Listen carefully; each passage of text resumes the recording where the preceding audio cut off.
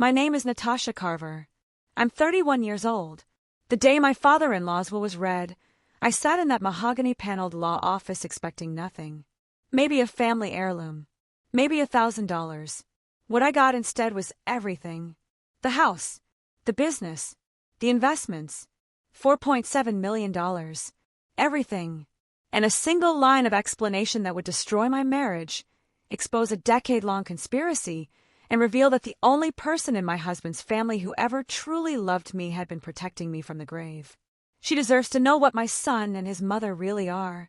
I'm sitting in my car right now, in the parking lot of that law office, shaking so hard I can barely hold my phone. The lawyer is probably still inside, dealing with my husband screaming. My mother-in-law's threats. But I had to get out. I had to breathe. I had to understand what just happened. Let me go back. Let me tell you how I got here. Because what happened in that conference room 30 minutes ago was just the final explosion. The bomb had been planted years ago, ticking away while I lived my perfect little life, completely oblivious to the fact that I was married to a monster. 3 years ago, I married Ethan Carver. He was everything I thought I wanted. 33 years old, successful marketing executive, charming in that effortless way that made everyone in a room gravitate toward him. We met at a fundraiser for childhood literacy. I was there representing the nonprofit where I worked as a grant writer. He was there because his company was a major donor. He approached me at the bar while I was nursing a glass of wine, trying to work up the courage to network. "You look like you'd rather be anywhere else," he said with his conspiratorial smile. And he was right. I laughed. We talked for 2 hours. He asked about my work, my dreams, my favorite books. He listened like every word mattered. 6 months later, he proposed. It was perfect. Rose petals, candlelight, a ring that must have cost 3 months' salary. I said yes without hesitation. I thought I'd won the lottery. A man who loved me, supported my career, wanted to build a life together. The wedding was small but elegant. His mother, Natasha Carver, insisted on planning everything.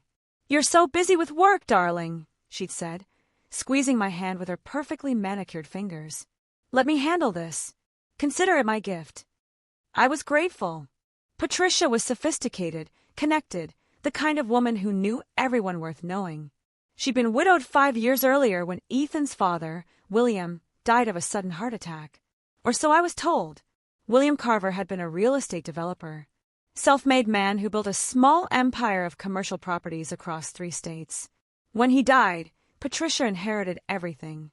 Or again, so I was told. The business, the investment portfolio, the family home, a sprawling colonial worth at least $2 million. Ethan worked in the family business alongside his mother, handling marketing and client relations. Everything seemed normal. Everything seemed right. We moved into a townhouse that Patricia helped us buy.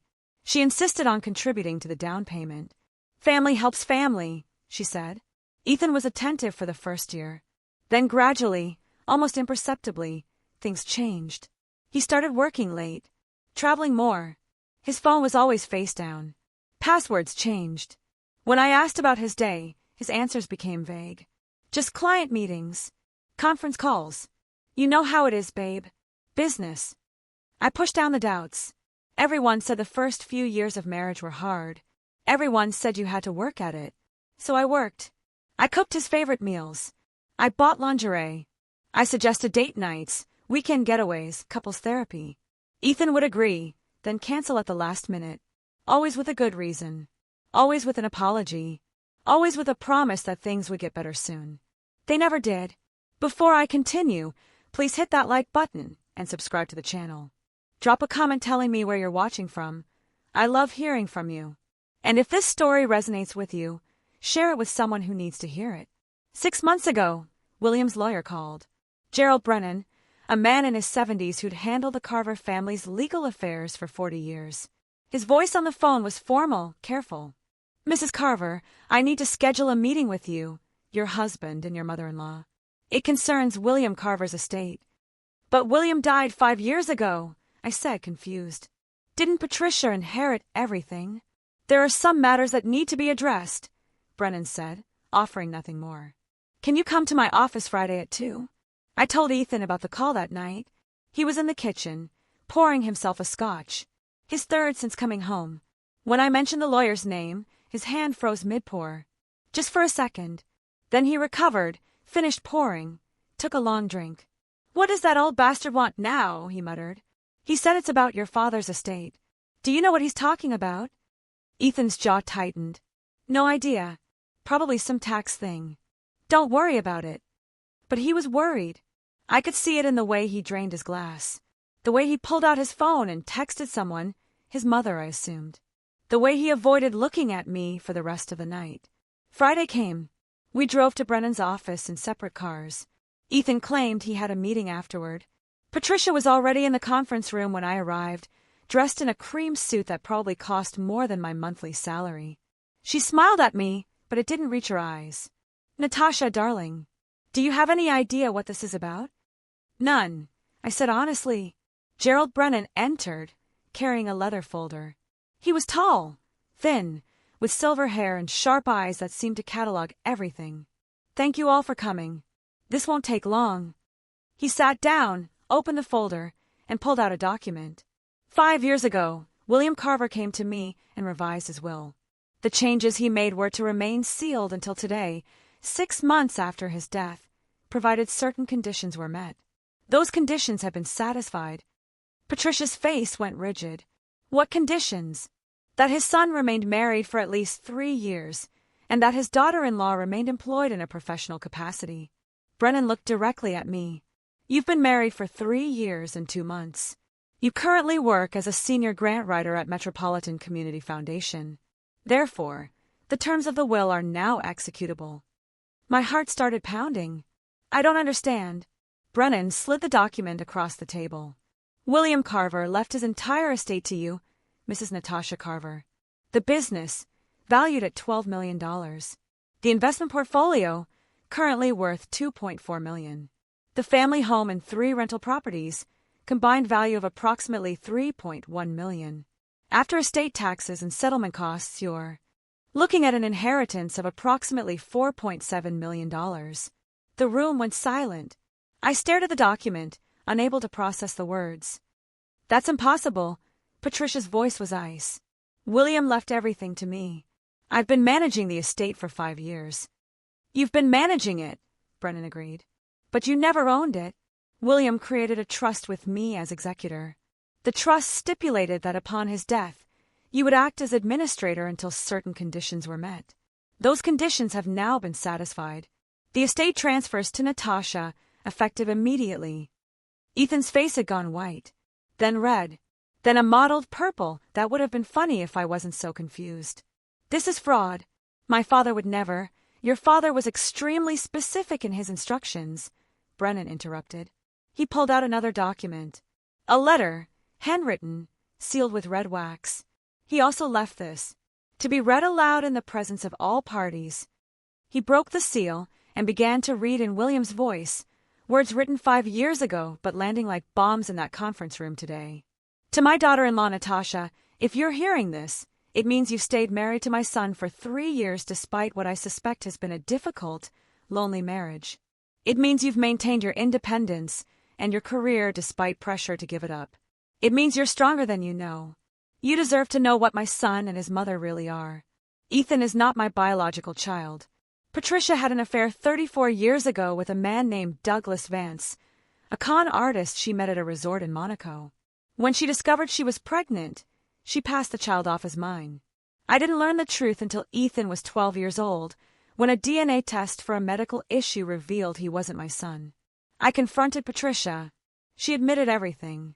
She'd married me for my money, spent years pretending to love me while secretly despising me for being, in her words, boring and provincial. She wanted to leave me, but couldn't afford to. Divorce would have given her only half. She needed all of it. So she stayed, and she raised Ethan to be exactly like her. A predator, a manipulator, someone who views relationships as transactions and other people as resources to be extracted. When Ethan was 25, I discovered he was running a scam. He would romance women, usually professionally successful women with assets, convince them to marry him quickly, and then systematically drain their accounts. He had an accomplice, his mother. Patricia would play the devoted mother-in-law, gain the women's trust, get access to their financial information under the guise of helping with estate planning, and together they would steal everything. I found evidence of 3 women before you. Sarah Hendricks, an architect. They took $400,000 from her before she discovered a bank irregularity and threatened to go to the police.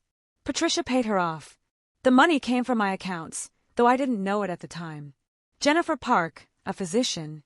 They took $200,000 before Jennifer's brother, a prosecutor, started asking questions. They backed off. And Diane Foster, a teacher who'd inherited money from her parents. They took everything, $350,000. Diane tried to sue. She died in a car accident before the case went to trial. The police ruled it an accident. I don't believe it was. I confronted them both. Ethan laughed in my face. Patricia told me if I said anything to anyone, she'd make sure I had an accident too. She had connections, she said. People who owed her favors. People who knew how to make problems disappear. I believed her. I've lived the past 17 years, terrified of my own wife and the monster she raised. But I wasn't going to let them destroy you, Natasha. When Ethan brought you home to meet us, I saw immediately what you were. Kind, honest, hardworking. Everything they were not. I also saw what they saw in you. A successful young professional with a good salary, excellent credit, and no family to protect you. Your parents died when you were 19. No siblings. No support system. Perfect prey. I couldn't warn you directly. Patricia monitored everything. My phone, my emails, my conversations. If she suspected I was trying to interfere, she'd accelerate their plans. Or she'd make sure I died before I could stop them. So I did the only thing I could. I revised my will. I made sure that when I died, everything would eventually go to you. Not to them. The trust was structured so Patricia could manage the assets but never own them. She thinks she inherited everything. She's been stealing from a trust she doesn't know exists. By the time you hear this letter, I'll be dead. I hope it was natural causes. I hope I died peacefully in my sleep. But if I died suddenly, if it was a heart attack or an accident or anything that seemed even slightly suspicious, please investigate. Please don't let them get away with murder. The evidence is in a safe deposit box at First National Bank, box number 847. The key is with Gerald Brennan. Inside you'll find copies of bank statements proving Patricia and Ethan stole from the previous victims. Witness statements, recorded conversations, everything you need to prove what they are. Use it. Protect yourself. And please, please leave my son. You deserve so much better than a life with a man who sees you as nothing more than a bank account with a pulse. I'm sorry I couldn't protect you while I was alive. But from the grave, I can give you this, the truth, the resources to start over, and the evidence to make sure they never hurt anyone else. You are stronger than you know, Natasha. You are braver than you think. You are worthy of real love, not the counterfeit they've been selling you. Forgive an old man for not being stronger when it mattered. William Carver, Gerald Brennan finished reading and set the letter down. The silence in that room was deafening. I couldn't breathe, couldn't think. Every word of that letter was a hammer blow, shattering everything I thought I knew about my life. Ethan wasn't William's son. My marriage was a scam. There had been other women they'd robbed. One who died, and William, the quiet old man who'd always been kind to me, who'd asked about my work and told me to follow my dreams, had known everything, had protected me the only way he could. This is slander. Patricia's voice cut through my shock. William was senile at the end. Everyone knew it. This letter is the product of a deteriorating mind trying to rewrite history. William was examined by 3 separate physicians in the week before he drafted this will, Brennan said calmly. All 3 certified him as mentally competent. The letter is legally binding as a statement of intent. Ethan stood up so fast his chair fell backward. You can't do this. That estate is my mother's. She's been running the business for 5 years. You can't just hand it to some. He stopped himself, but I knew what he was going to say. Some nobody. Some mark. Some fool who actually believed he loved her. I stood up on shaking legs. The safe deposit box. I want to see it. Now. Of course, Brennan said. I have the key right here. Patricia's mask finally cracked. Her face twisted with rage. You think you can waltz in here and take what's mine? You think I'll just let you? I've spent 5 years building that business back up. 5 years managing investments. 5 years. 5 years stealing, I interrupted. My voice didn't shake. 5 years thinking you got away with it. Her eyes went dead. Flat. Like looking at a shark. Be very careful, little girl. You have no idea what you're getting into. Is that a threat? Brennan asked, his voice sharp. Because threats made in the presence of an attorney are remarkably stupid, Mrs. Carver. Patricia grabbed her purse and stood. I'm leaving. My lawyer will be in touch. This will is invalid. My late husband was clearly not of sound mind. And you, she pointed at me, you'll regret this. She stormed out. Ethan stared at me for a long moment. His expression was something I'd never seen before. Pure, undisguised hatred. You're going to regret this, he said quietly. You have no idea what you've done. Then he followed his mother out. I sat back down, my legs giving out. Brennan poured me a glass of water from a carafe on the sideboard. Drink this. Then we'll go to the bank. Was he murdered? I whispered. William. Did they kill him? Brennan's face was grim. The coroner ruled it a heart attack. But William believed Patricia was poisoning him. Small doses of something that would mimic cardiac symptoms. He told me this 6 months before he died. I begged him to go to the police. He refused. He said he had no proof, and they'd never believe him over Patricia. Why didn't you do something? Brennan's eyes were haunted. I tried. I called the police anonymously. They investigated. Found nothing. William's doctor said his heart was weak. The autopsy showed coronary artery disease. Everything pointed to natural causes. But you don't believe it was? No, he said quietly. I don't. William was careful about his health. He exercised, ate well, took his medications. And in the 6 months before his death, he deteriorated rapidly. He aged 10 years. He lost weight. He became confused, forgetful. Classic symptoms of chronic poisoning. But there's no proof. There wasn't. But William was clever. He knew Patricia was putting something in his food or drink. So he saved samples. Blood, urine, hair. He documented everything in a journal. It's all in the safe deposit box. My hands clenched into fists. Then we can prove it. We can go to the police. We can try, Brennan said carefully. But 5 years have passed. Statute of limitations on some charges may have expired. Evidence may be challenged. Patricia has money and connections. It won't be easy. I don't care if it's easy, I said. She murdered him. They murdered him. And they tried to rob me. They've robbed other women. One of them died. How many more are there that we don't know about? Brennan nodded slowly. Then let's go to the bank. Let's see what William left us. We drove to First National in Brennan's car. I texted my boss that I had a family emergency and wouldn't be back today. Family emergency. That was putting it mildly. My entire life had just imploded. The bank manager, an older woman named Carol, greeted Brennan like an old friend. He showed her the key and my ID. She led us to the vault, retrieved the box, and showed us to a private viewing room. Inside the steel box was a treasure trove of evidence. A leather journal, William's handwriting documenting 3 years of suspicions. Dates when he felt ill after meals Patricia prepared. Times when his symptoms worsened. Hospital visits. Test results showing elevated levels of arsenic and thallium in his system. Notes from conversations he'd overheard between Patricia and Ethan, planning how to handle him if he became too much of a problem. Bank statements showing irregular transfers from accounts Patricia managed. Money flowing out to offshore accounts, then returning through shell companies. Hundreds of thousands of dollars laundered and hidden. Copies of bank records from Sarah Hendricks, Jennifer Park, and Diane Foster. Documented proof that Patricia and Ethan had accessed their accounts, created false invoices, transferred funds.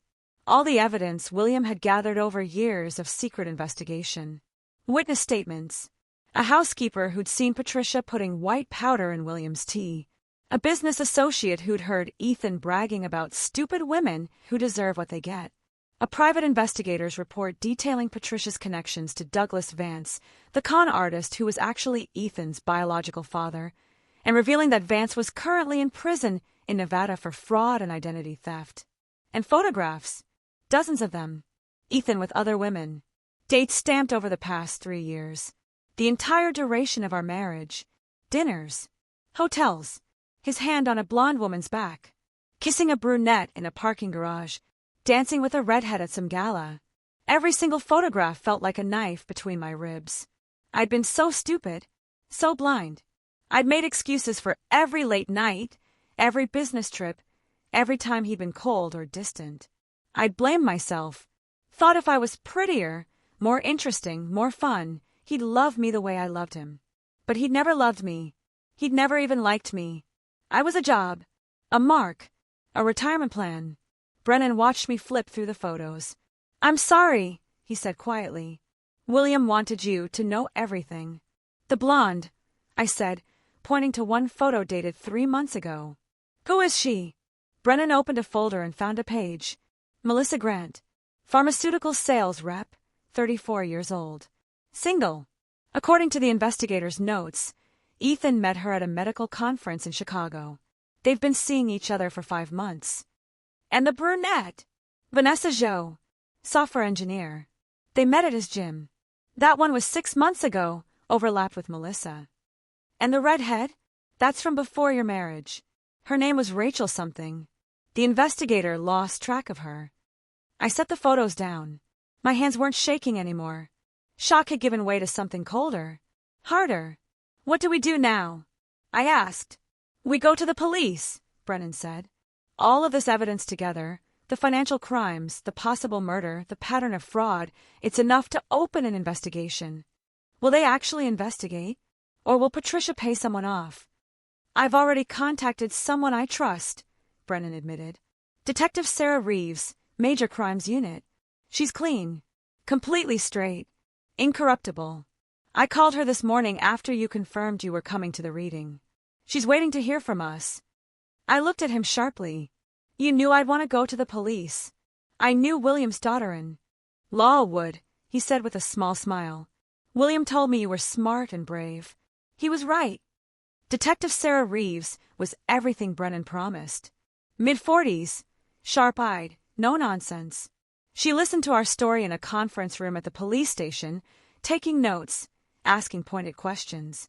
When we finished and showed her the evidence, she sat back and whistled. "This is one hell of a case," she said. "But it's also a house of cards. Defense lawyers will tear apart anything older than a year. Statute of limitations will protect them from some charges. And proving murder 5 years after the fact when the death was ruled natural causes." She shook her head. "That's almost impossible." I felt my chest tighten. "So what can we actually charge them with?" Reeves spread the documents across the table, organizing them into piles. "Let's break this down. First, the murder charge. We have William's journal documenting his symptoms. We have medical records showing elevated arsenic and thallium levels. But here's the problem. The original autopsy didn't test for these specifically because there was no reason to suspect poisoning. The levels were caught in routine blood work, but William's doctors attributed them to environmental exposure or medication interactions. "Can we exhume the body?" Brennan asked. "Test the remains." "After 5 years?" Reeves grimaced. "Possibly, but arsenic concentrates in hair and nails, which may have decomposed. And a defense attorney will argue that any findings could be from embalming fluids or environmental contamination. It's not impossible, but it's a weak case." "What about the other victims?" I asked. "Sarah, Jennifer, Diane?" Reeves pulled those files forward. "These are stronger. Sarah Hendricks, the theft occurred 4 years ago. Patricia paid her off with a settlement agreement that included a non-disclosure clause. Sarah signed it, took the money, and moved on. She can testify about what happened, but the settlement complicates prosecution.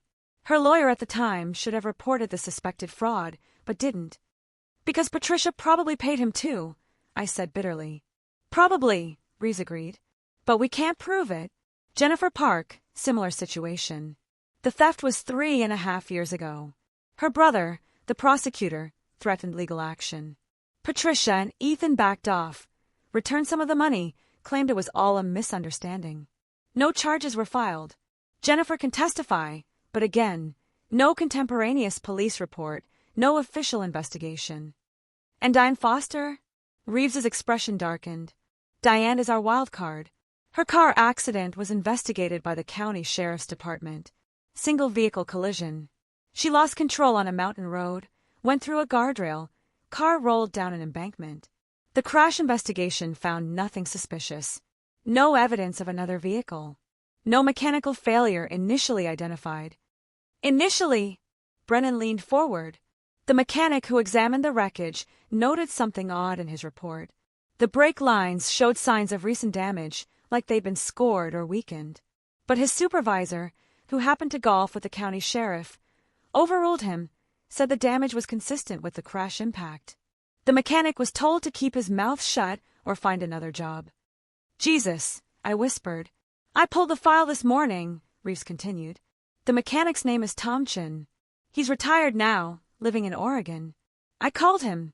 He's willing to testify that he was pressured to change his findings. He kept his original notes, photographs of the brake lines before they were lost in the evidence room. That's evidence of murder, Brennan said. It's evidence of possible tampering, Reeves corrected. But combined with Diane's lawsuit against Ethan, the timing of her death, and Douglas Vance's potential testimony about Patricia hiring him to handle a problem, yes, we can build a murder conspiracy case. She pulled out another document. Here's what I'm thinking. We focus on what we can prove without doubt. The fraud against you is happening right now. Patricia and Ethan are actively trying to extort you into signing over the inheritance. That's conspiracy to commit fraud, extortion, potentially grand theft. These are active crimes with fresh evidence. But what about William? I asked. What about justice for him? We pursue it simultaneously, Reeves said. I'll request an exhumation order. We'll interview William's doctors, review his medical files, get expert testimony on arsenic poisoning.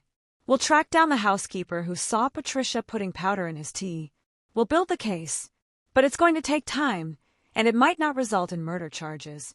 We might have to settle for lesser charges: attempted murder, reckless endangerment, assault with a deadly weapon. But she killed him, I said, tears burning my eyes. She poisoned him for years, and he died in agony, and she just got away with it. Maybe, Reeves said quietly. Or maybe we prove it, and she spends the rest of her life in prison.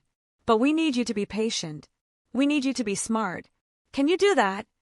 I wiped my eyes. What do you need from me? I need you to let them hang themselves, Reeves said. Right now they think you're weak, confused, easy to manipulate. They think they can threaten you or bribe you into signing over the estate. Let them think that. Let them make their move. When they do, we'll catch them in the act. And in the meantime, we work the other angles. I've got a forensic accountant reviewing the financial records. We're tracking the offshore accounts. We're interviewing the shell company officers. We're building a paper trail that shows systematic fraud over a decade. Patricia and Ethan aren't just criminals, they're sophisticated criminals. But sophisticated criminals make sophisticated mistakes.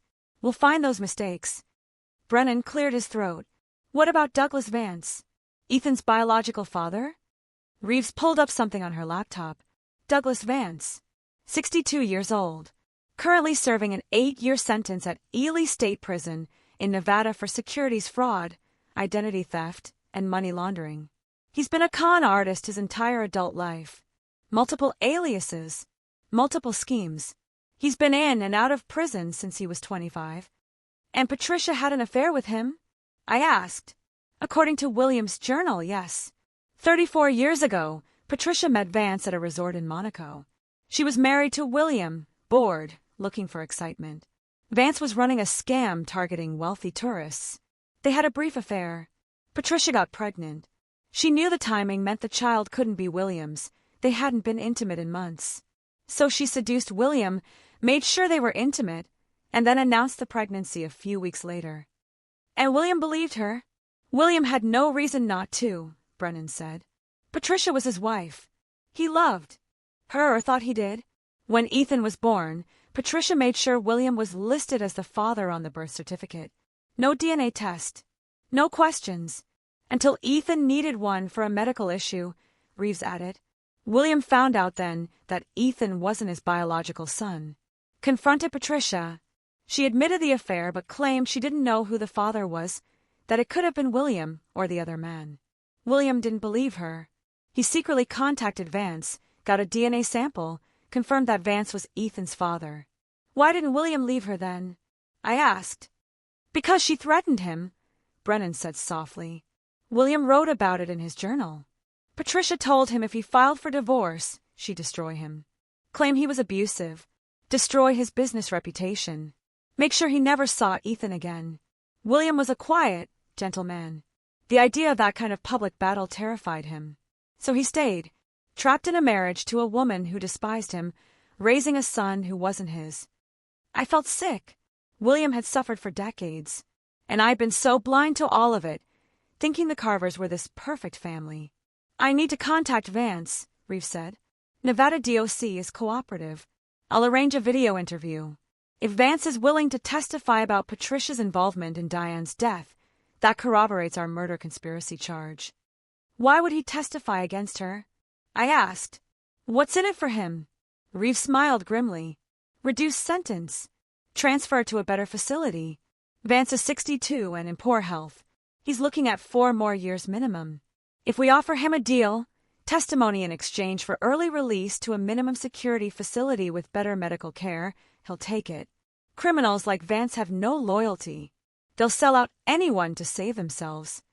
So they get away with it. I felt rage building in my chest. Reeves leaned back, studying me. You need to understand something, Natasha. Justice in cases like this is rarely clean, rarely perfect. Sometimes we get murder convictions. Sometimes we get fraud and conspiracy. Sometimes we get nothing at all, and the bad guys walk free because we can't prove beyond reasonable doubt what we know in our guts is true. That's not acceptable. It's reality, Reeves said not unkindly. But here's what I can promise you. I will work this case until every possible charge is filed. Every witness is interviewed. Every piece of evidence is analyzed. Patricia and Ethan Carver will face justice. The question is just how much justice, and for which crimes. Over the next week, Reeves and her team worked systematically through the evidence. They interviewed Sarah Hendricks in Seattle. Sarah was now 42, a successful architect, married with 2 children. She'd moved on from what happened with Ethan, but when Reeves explained that I was a victim too, and that there were likely others, Sarah agreed to testify. I should have gone to the police at the time, Sarah told me over the phone. Reeves had arranged a 3-way call, so I could hear her story firsthand. But I was embarrassed, ashamed. I'd given this man access to my accounts, believed his lies, lost hundreds of thousands of dollars. I felt like an idiot. You weren't an idiot, I said. You were targeted by professionals. That's what my therapist says now, Sarah replied. But back then, I just wanted it to go away. Patricia offered me $200,000 to sign an NDA and not press charges. My lawyer advised me to take it, said it was better than the uncertainty of a criminal trial. So I did. I took the money, signed the papers, and tried to forget. But you couldn't forget. No, she said quietly. I think about it every day. The way he looked at me, the lies he told, the way his mother was so warm, so supportive, helping me plan our wedding, all while they were planning to rob me. It's like being violated twice, once by the person you loved, once by the person you thought cared about you. Jennifer Park's story was similar.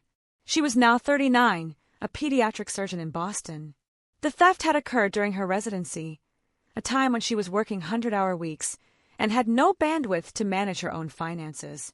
Ethan had seemed like a gift, someone who would handle the boring adult stuff so she could focus on saving lives. He convinced me to give him power of attorney, Jennifer told Reeves. Said it was just for emergencies, so he could pay bills if I was in surgery and something came up. I was stupid enough to agree. Within a month, he transferred $200,000 from my investment accounts to offshore accounts I'd never heard of. How did you discover it? Reeves asked. My brother. He's a prosecutor in the DA's office here.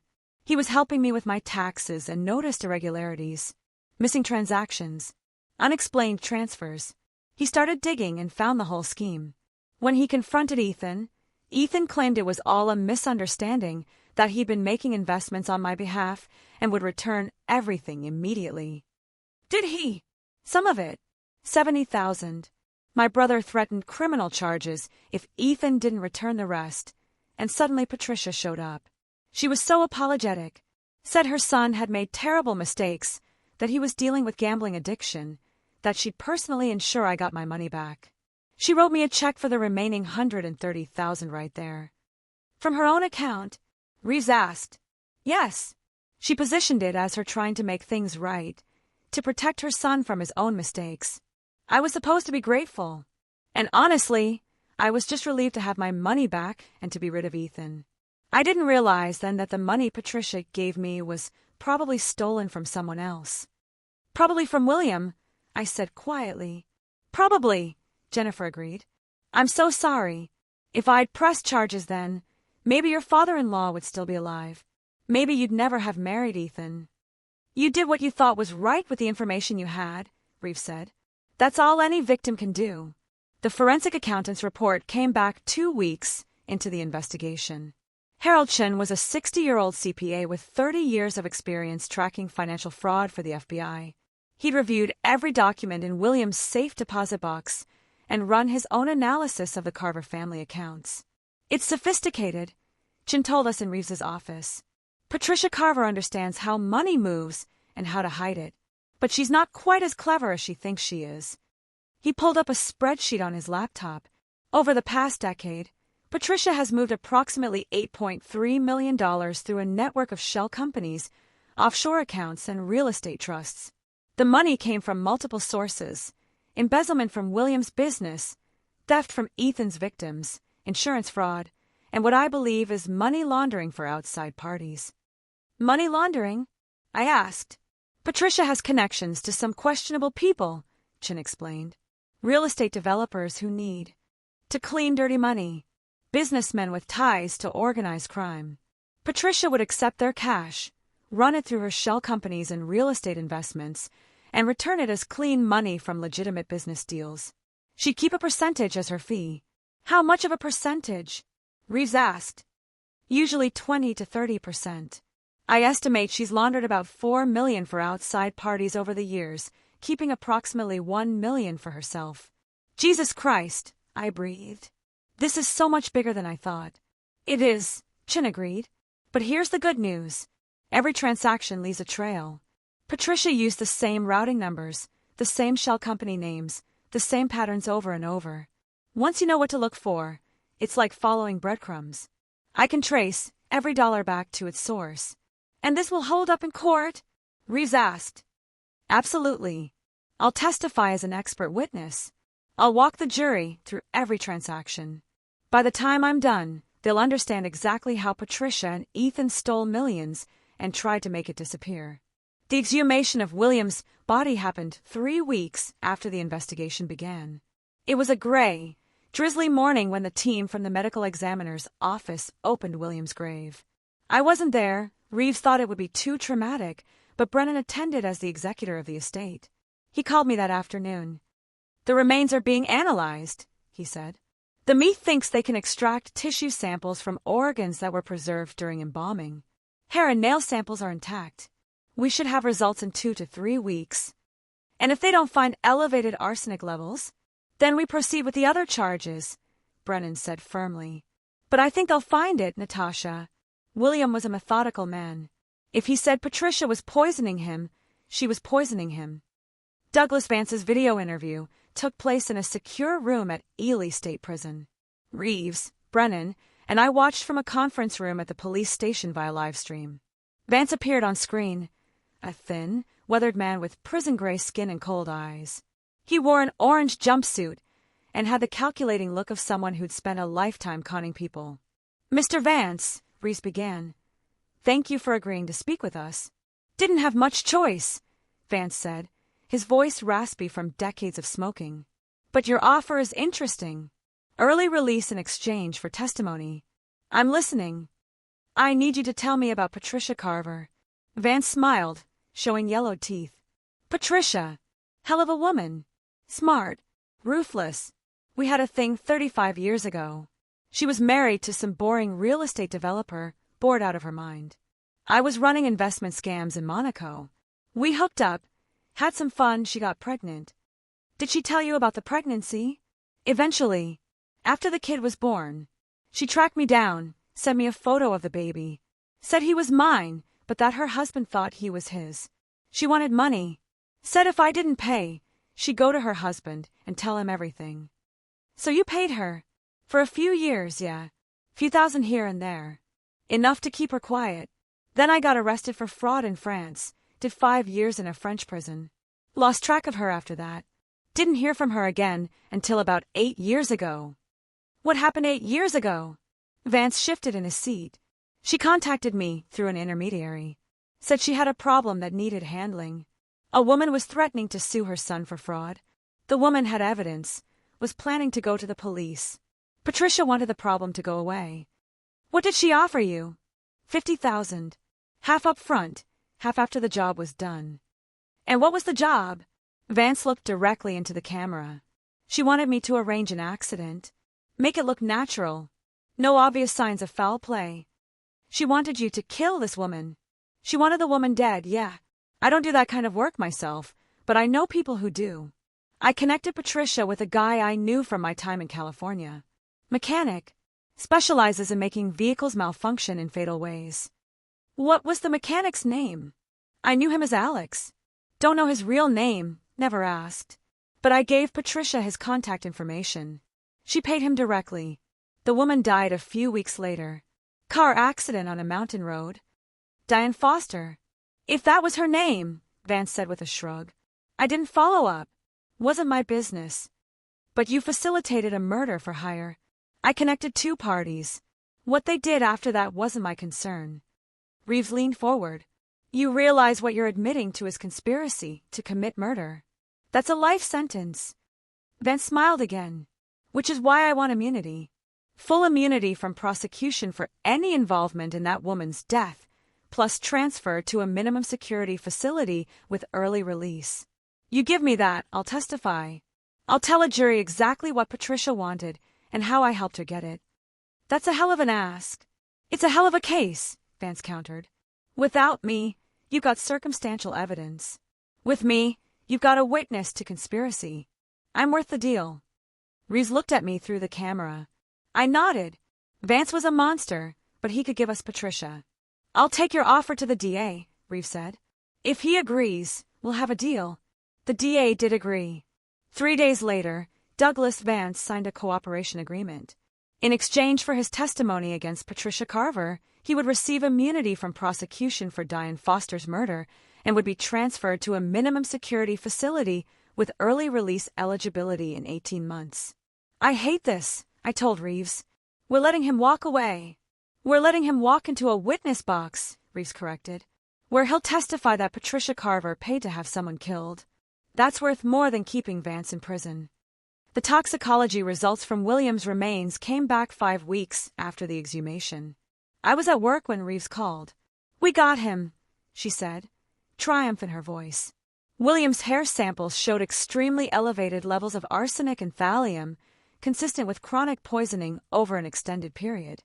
The medical examiner estimates he was being dosed with small amounts daily for at least 3 years before his death. I had to sit down.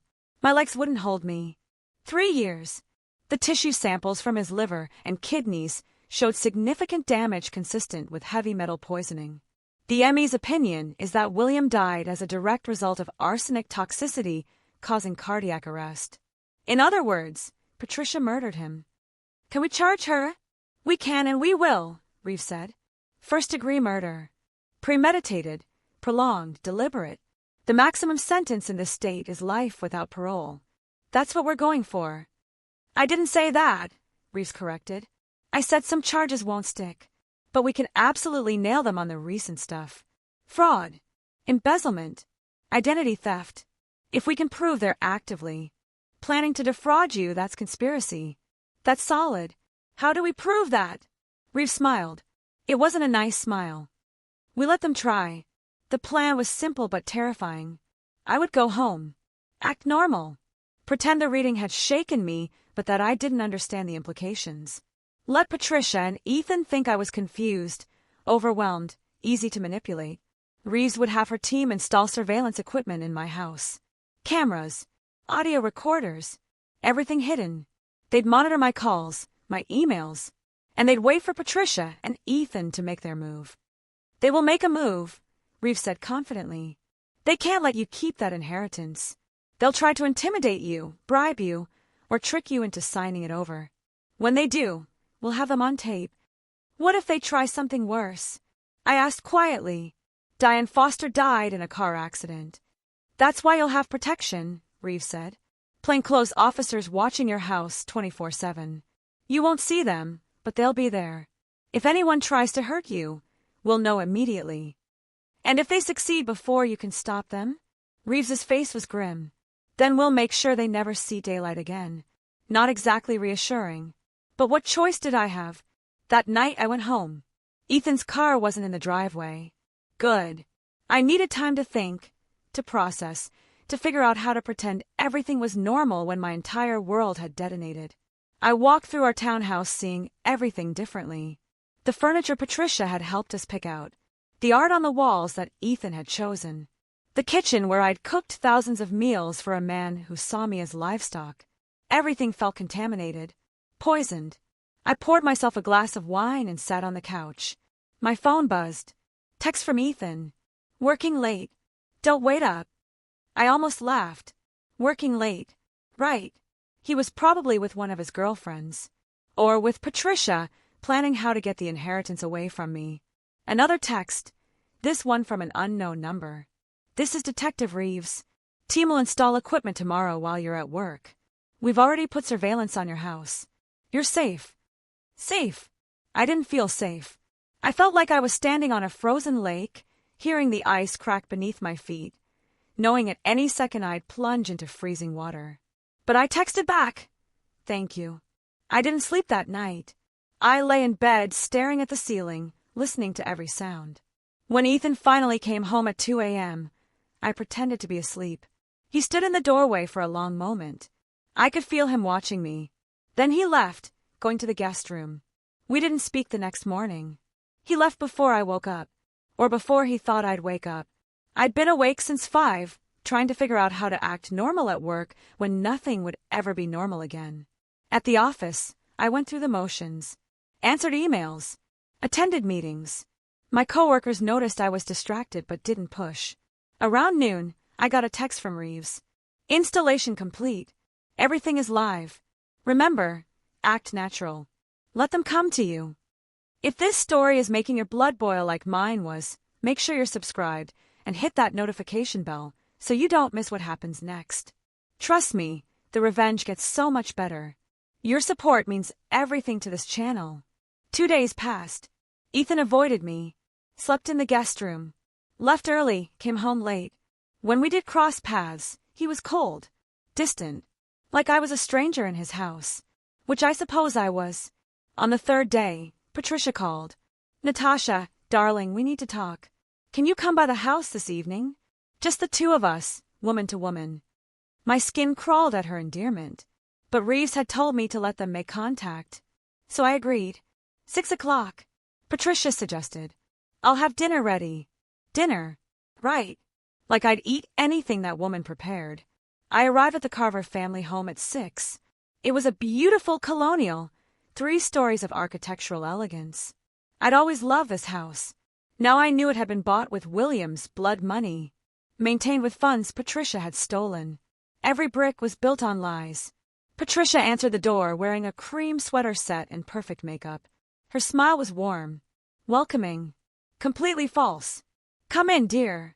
I've made your favorite, chicken piccata. I followed her inside. The dining room table was set for 2. Candles. Wine. She'd gone all out. We sat. She served the food. I pushed it around my plate, taking tiny bites, chewing carefully, watching for any grittiness, any odd taste. Everything tasted normal. Maybe she knew I wouldn't trust her cooking. I know things have been awkward, Patricia began, sipping her wine. The reading was shocking for all of us. William's letter was... She paused, choosing her words carefully. Unexpected. He said you had an affair. That Ethan isn't his biological son. Patricia's smile didn't waver. William was ill at the end, Natasha. He wasn't thinking clearly. He became paranoid, delusional. Yes, I had a brief relationship many years ago when William and I were having difficulties. But Ethan is his son. I had a paternity test done when Ethan was born. William is listed as the father on the birth certificate. He said he had a DNA test that proved otherwise. A test he claimed to have, Patricia corrected gently. But have you seen this test? Has anyone? Or did William just tell you it existed? I said nothing. She had a point. All we had was William's word. As for the allegations about other women, Patricia continued, those are equally fabricated. William was convinced Ethan was a womanizer, that I was some sort of criminal mastermind. It was sad, really, watching his mind deteriorate. The man I loved became a stranger in the end. She was good. So good. If I hadn't seen the evidence, I might have believed her. Natasha, I don't blame you for being confused, Patricia said, reaching across the table to take my hand. Her fingers were ice cold. You've been put in an impossible position. A will that gives you assets you never expected. A letter that paints my son and me as villains. It must be overwhelming. It is, I admitted. So let me make this easy for you. Patricia squeezed my hand. The business needs someone who understands it. The investments need careful management. You're a grant writer, darling. You're brilliant at what you do, but managing a real estate empire? That's not your skill set. What are you suggesting? Sign the assets over to me. Legally, cleanly. I'll pay you fair value. Say $1 million. Tax-free, immediate transfer. You walk away with enough money to start over, buy your own house. Never worry about bills again. And you don't have to deal with the stress of running a business you don't understand. $1 million. Out of an estate worth $4.7 million. That's generous, I said carefully. It's more than generous, Patricia said, her grip tightening slightly. It's the only reasonable solution. Otherwise, things could get very complicated. Contested wills, probate litigation, legal fees that could drain the estate, years of fighting. And for what? To prove you deserve money that William left you in a moment of mental confusion? There it was, the threat wrapped in sugar. I need to think about it, I said. Patricia's eyes went hard for just a second, then warm again. Of course. Take a few days. But Natasha, please understand, this offer won't stand forever. Ethan and I have been patient, but we have rights too. We'll fight if we have to. And we have resources you don't. I understand. I left shortly after, claiming I had a headache. Patricia walked me to the door, kissed my cheek, told me to think carefully about my future. The second I got in my car, my phone rang. Reeves. We got everything, she said, satisfaction in her voice. The threats. The lowball offer. The implication that she'll tie you up in litigation. Perfect. Is that enough? It's a start, but we need more. We need her admitting to the fraud with the other victims. We need Ethan's involvement documented. Push back on her offer. Make her desperate. Desperate people make mistakes. I drove home feeling sick. This was going to get worse before it got better. That night, Ethan came home early. He found me in the kitchen making tea. We need to talk, he said. I turned to face him. My husband, the man I'd pledged my life to, who looked at me now with cold calculation. Okay, I said. My mother made you an offer. $1 million. You'd be stupid not to take it. Would I? His jaw tightened. You don't understand what you're getting into, Natasha. That business is complicated. There are people involved, investors, partners, contractors, who won't appreciate an amateur trying to call the shots. You could make serious mistakes, get sued, lose everything. Is that a threat? It's a warning. He stepped closer. You're in over your head. Take the money. Walk away. We can even stay married if you want. Keep living here. Everything goes back to normal. Normal, I repeated.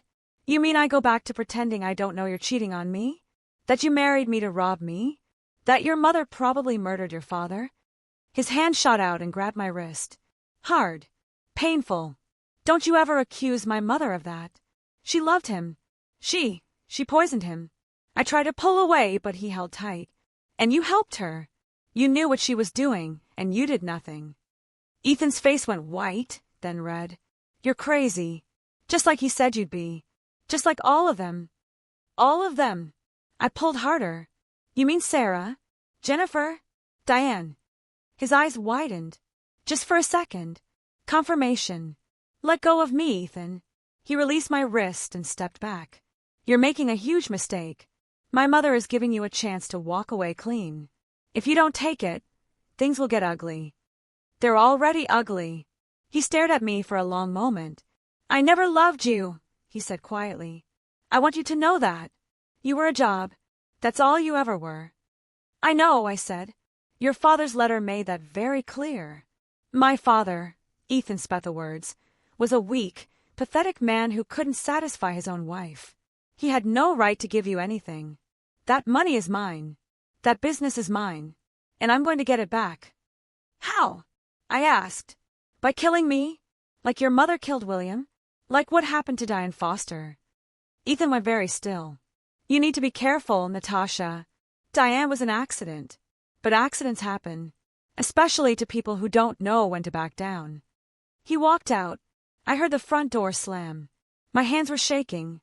I pulled up my sleeve and looked at my wrist, already bruising where he'd grabbed me. I took a photo with my phone. Evidence. Reeves called 10 minutes later. We got it. The admission about the other victims. The threat. The assault. That's assault, Natasha. He put hands on you. What now? Now we have enough for warrants. We can start building the criminal case. But I want to push them further. I want them caught red-handed trying to defraud you or hurt you. Can you hold on a little longer? How much longer? Days. Maybe a week. I know it's hard. I know you're scared. But we're so close. I looked at the bruises on my wrist. Okay. One more week. The next morning, my office phone rang. The receptionist said I had a visitor. A woman who wouldn't give her name but insisted it was urgent. I went downstairs. Sitting in the lobby was a blonde woman around my age. The blonde from Ethan's photos. Melissa Grant. Can I help you? I asked carefully. She stood up. Are you Natasha Carver? Yes. I'm Melissa. I've been seeing your husband. I know this is awkward, but I need to warn you. He's not who you think he is. I led her to an empty conference room. She looked nervous, kept glancing at the door like she expected someone to burst in. How long have you been seeing Ethan? I asked. 5 months. We met at a conference. He told me he was separated, that his wife was emotionally abusive, that they were getting divorced, but she was making it difficult. Melissa's hands twisted in her lap. I believed him. He was so charming, so attentive. He talked about our future together, vacations we'd take, how he'd take care of me. Let me guess, I said. He asked for money. Melissa nodded, tears forming. At first, small amounts. A few hundred here and there. Then he said he needed cash for lawyer fees. For the divorce. I gave him $20,000. Then, he said there was a problem with his accounts. Something to do with the settlement. Could I lend him more? Just temporarily. How much in total? $65,000. She was crying now. I took out a loan. Maxed out my credit cards. I thought we were building a life together. Then yesterday, his mother called me. I went cold. Patricia! She said I needed to back off. That Ethan was playing me. That he was married and had no intention of leaving you. She said if I didn't walk away, she'd make sure I was destroyed. My job. My reputation. Everything. Why are you telling me this?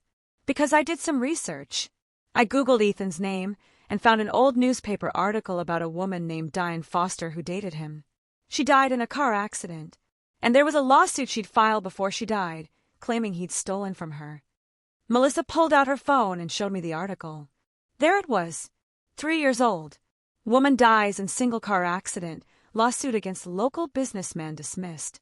Patricia threatened you, I said. And you realized you might be in danger. I realized I'm not the first. And I might not be the last. Melissa wiped her eyes. I want to help.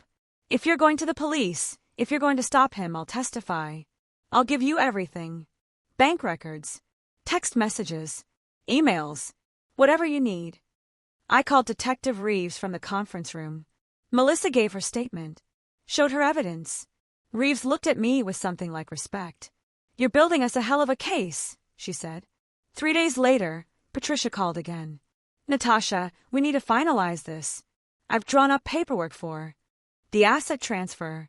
Sign it today, get your $1 million, and we can all move on. I need more time, I said.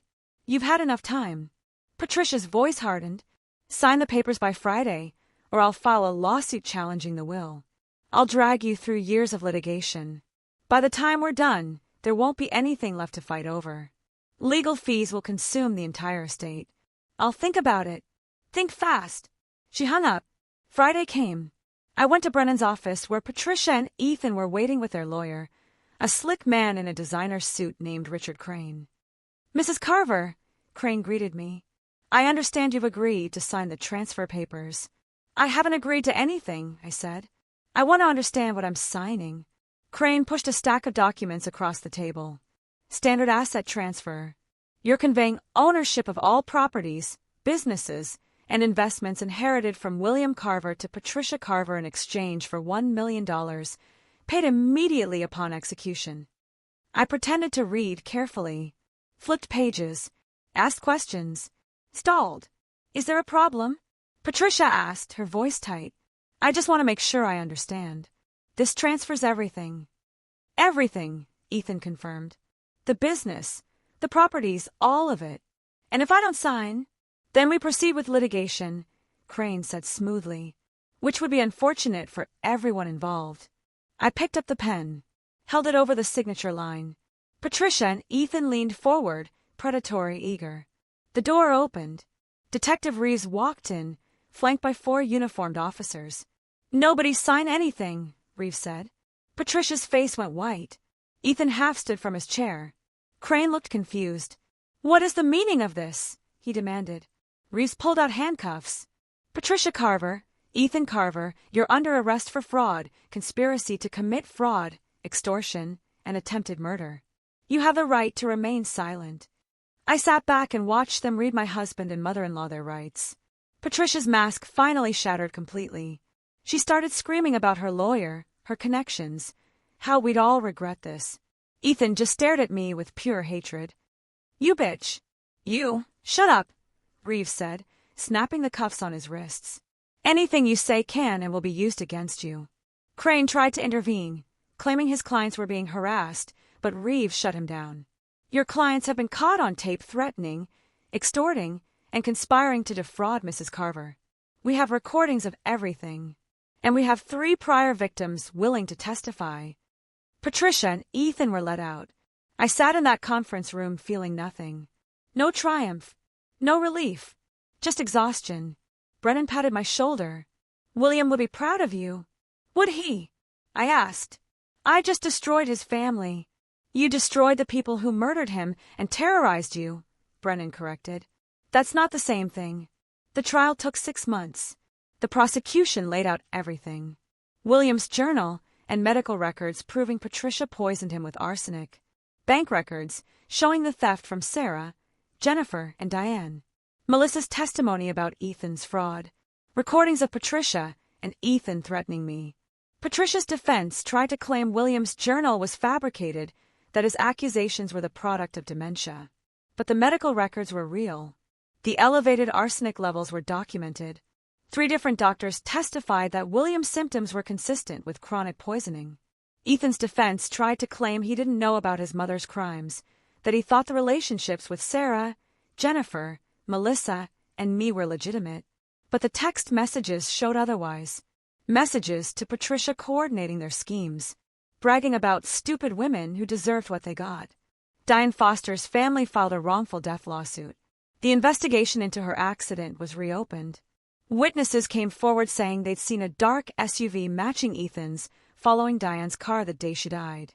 Patricia's phone records showed she'd been in contact with Douglas Vance, Ethan's biological father, currently in prison for fraud, the week before Diane's death. Vance agreed to testify in exchange for a reduced sentence. He admitted Patricia had paid him to handle a problem. He'd arranged for someone to tamper with Diane's brakes. Murder. Premeditated murder. The jury deliberated for 8 hours.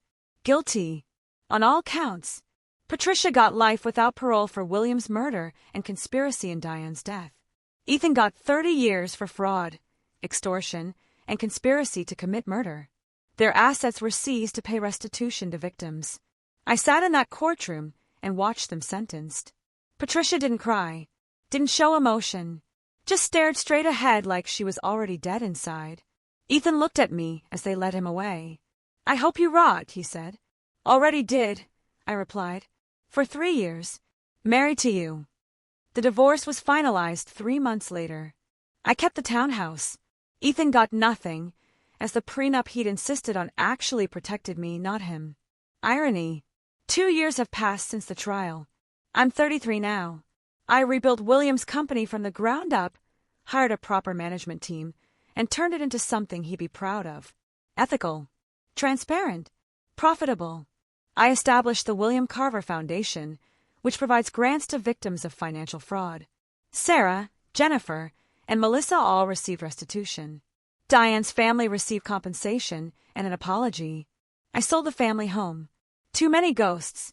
Bought a small house by the water instead. Something that's mine. Something clean. I still think about William, the old man who knew what his wife and son were but couldn't stop them while he was alive, who protected me the only way he could from the grave. Sometimes I visit his grave, tell him about the business, about the women we've helped, about the cases we've funded investigations for, about the 3 other families we discovered were targeted by Patricia and Ethan before I met them. Families who got justice because William refused to let evil win. "You were braver than you thought," I tell his headstone. "Stronger than you knew. And you saved my life." I haven't dated since the divorce. Trust doesn't come easy after you've been married to a predator. But I'm working on it. Therapy helps. So does time. So does knowing that I fought back and won. Last week, I got a letter from Melissa. She's engaged. To a genuinely good man, she says. Someone who makes her laugh. Who she's vetted thoroughly. Background checks, financial records, the works. She's learned. We've all learned. Sarah started a blog about financial abuse. Jennifer does pro bono legal work for fraud victims. We've formed a network, survivors helping survivors, making sure what happened to us never happens to anyone else. Patricia will die in prison. Ethan will be an old man before he's released. And I have $4.7 million, a thriving business, and the knowledge that I'm the woman who brought them down. William Carver left me everything. Not just money, not just assets. He left me the truth. And the truth set me free. That line in his will. She deserves to know what my son and his mother really are. It wasn't just about exposing them. It was about giving me the power to save myself, the resources to fight back, the evidence to make sure justice was served. I deserve to know. And once I knew, I made them pay. To anyone watching this who's in a relationship that doesn't feel right, where you're losing pieces of yourself, where someone's isolating you from your resources and your support system, listen to me. That's not love. That's control. And you deserve better. You are not trapped. You are not alone. You are stronger than the fear. I was where you are, married to a man who saw me as prey, manipulated by people who were expert predators. I had no idea I was in danger until someone who loved me showed me the truth. Find your truth. Fight for your truth. And never let anyone convince you that you don't deserve justice. Because you do. We all do. William Carver taught me that. A man I barely knew, who protected me with his last breath, who gave me the tools to dismantle the people who destroyed him. I will spend the rest of my life making sure his sacrifice meant something. Making sure no one else falls into the trap I did. Making sure that predators like Patricia and Ethan never destroy another family. That's what I inherited. Not just money. A mission. And I'm just getting started. Thank you for staying until the end. If this story gave you the justice you needed to see, check out the other videos on screen. They're just as satisfying. And if you haven't subscribed yet, what are you waiting for? See you in the next story.